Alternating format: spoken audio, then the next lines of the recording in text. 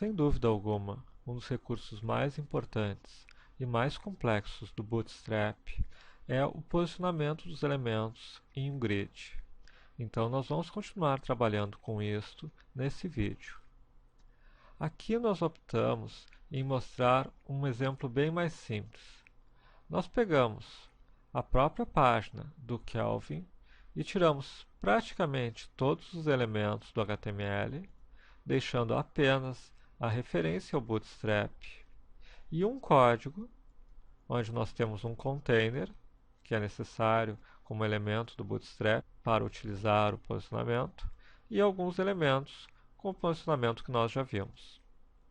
Apenas com estes elementos neste código bastante simples e o bootstrap.css, nós já conseguimos criar uma página utilizando a estrutura de grid. No exemplo em questão, nós temos uma estrutura de 3 posições, uma de 6 e outra de 3, como podemos ver aqui. Mas vamos agora ver alguns recursos a mais relativos ao posicionamento, no exemplo index2.html.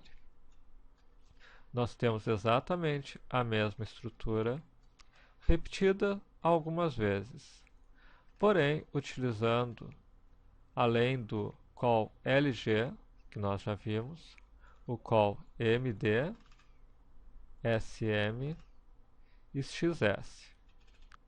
Cada um desses se refere ao tamanho do dispositivo em que a página é exibida, sendo LG o maior e XS o menor.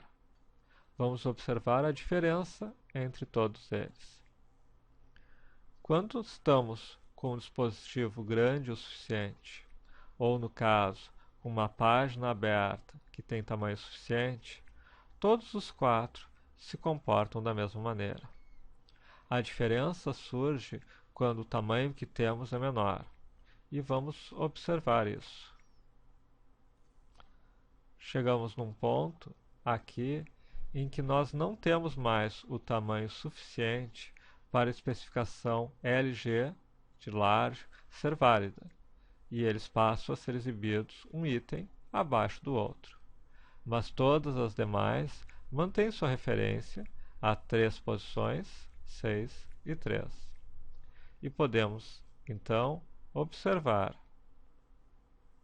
que cada vez que chegamos no limite de uma das referências, nós passamos a ter os elementos um abaixo do outro.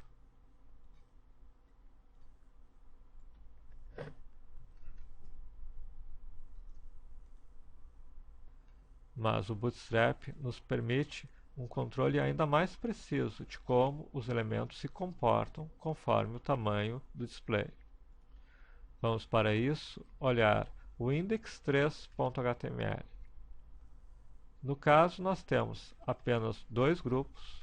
O primeiro apenas para referência, exatamente utilizando o LG, e o segundo grupo utiliza os vários elementos combinados.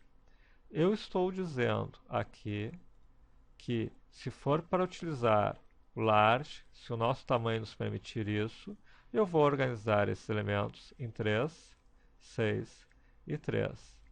Mas se eu for utilizar o MD, o medium, se for uma tela média, eu vou dividir em igual os 3 elementos, 4, 4 e 4.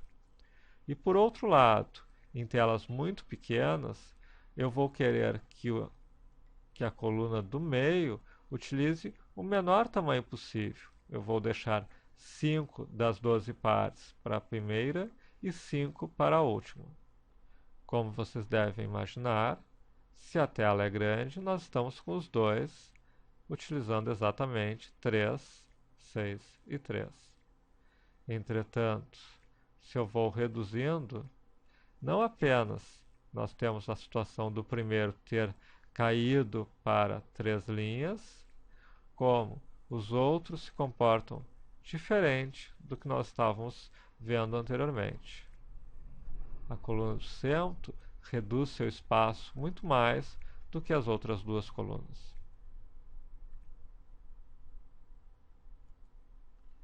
se eu utilizasse aqui para vermos dessa forma, o que eu estou dizendo é que eu manterei o primeiro grupo sempre em 3, 6 e 3. Mas vocês podem observar que enquanto em determinadas posições essa área fica maior, porque ela sempre ocupa metade do espaço, o elemento de baixo mesmo não acontece. Assim, nós temos um controle muito preciso de como queremos organizar os elementos conforme o tamanho da tela de nosso dispositivo. Isso facilita muito na nossa tarefa de diagramar sites responsivos.